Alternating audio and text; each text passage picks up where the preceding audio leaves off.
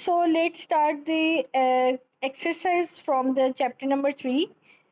सबसे पहले हम लोग कर लेते हैं short question answers. The first question was, who was Mrs. Wicket?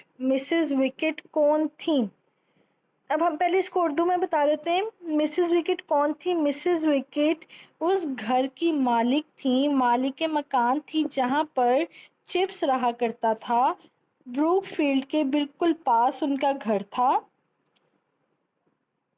अब इसका हम इंग्लिश में ट्रांसलेट करते हैं। Mrs Wickett was the owner of the house where Chips lived across Brookfield. इसके अलावा क्या था कि वो चिप्स की केयर किया करती थी और जो उसके विजिटर्स आते थे उसका भी ख्याल रखा करती थी। She took care of mister chips and entertain his visitors.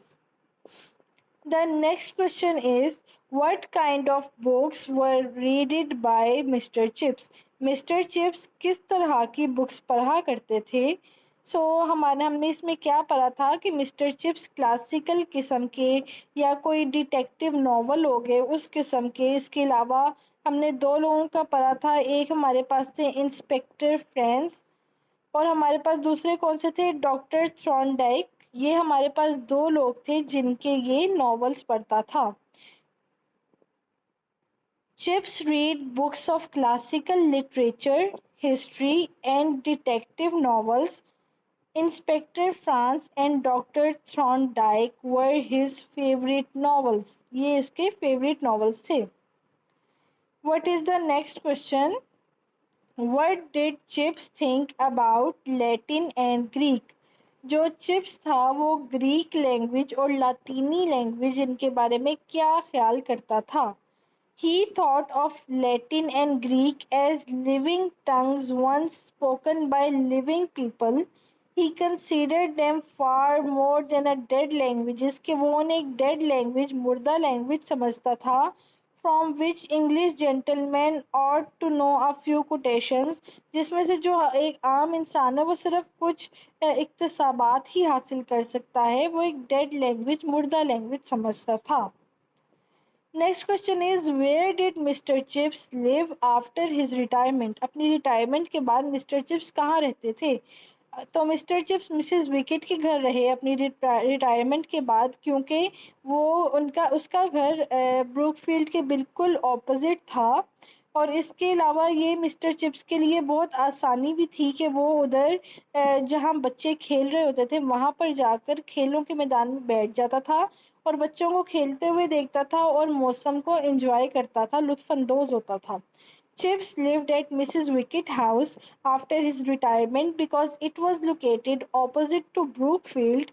Moreover, it was convenient for Chips as he liked to stroll across to the playing field of Brookfield when the weather was pleasant.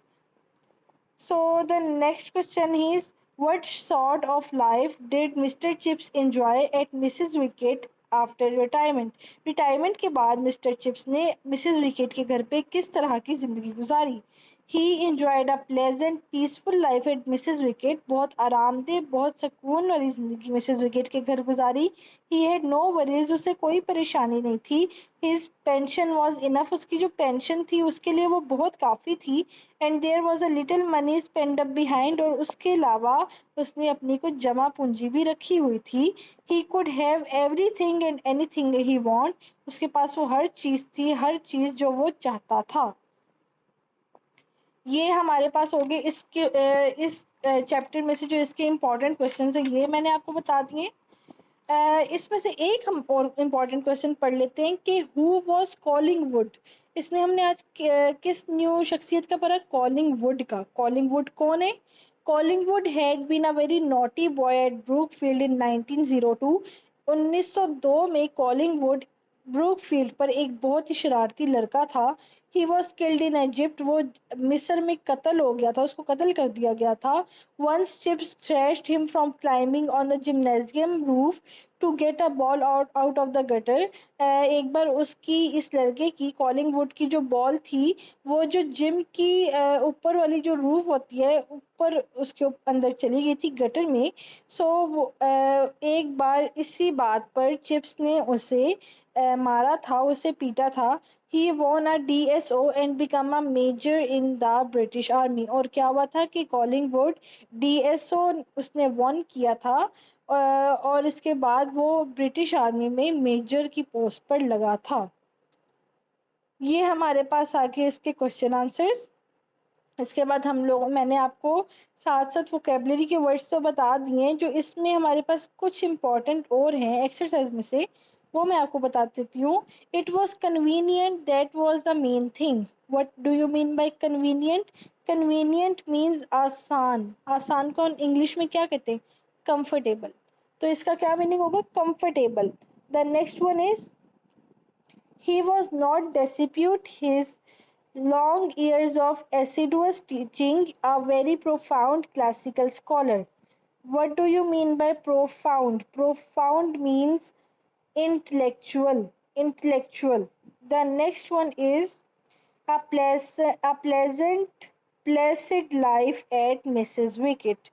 Placid का क्या मतलब है? काम, आरामदेह, पुरसकून। काम होगा इसका answer. So these are the vocabulary words, और जो बाकी मैंने आपको वोकेबलरी वर्ड्स बुक में से बताए हैं वो आपने साथ साथ याद करने हैं, बिकॉज जो मैं आपको एक्सरसाइज में लास्ट में बताती हूँ सिर्फ वो इसमें नहीं आने होते, बल्कि मैं जो आपको बुक में से पढ़ा रही होती हूँ आपको इनमें से कोई भी वोकेबलरी वर्ड आ सकता है।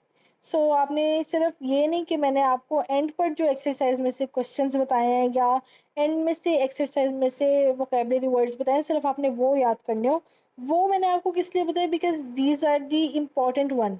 बट इसके अलावा आपने बुक में से जो आपके चैप्टर में से मैंने आपको साथ साथ मैं आपको बताती हूँ आपने वो भी याद करना होता है। So that was the completion of our chapter number 3 of Goodbye Mr. Chips. So in the next video we will discuss the chapter, we will start and discuss the chapter number 4.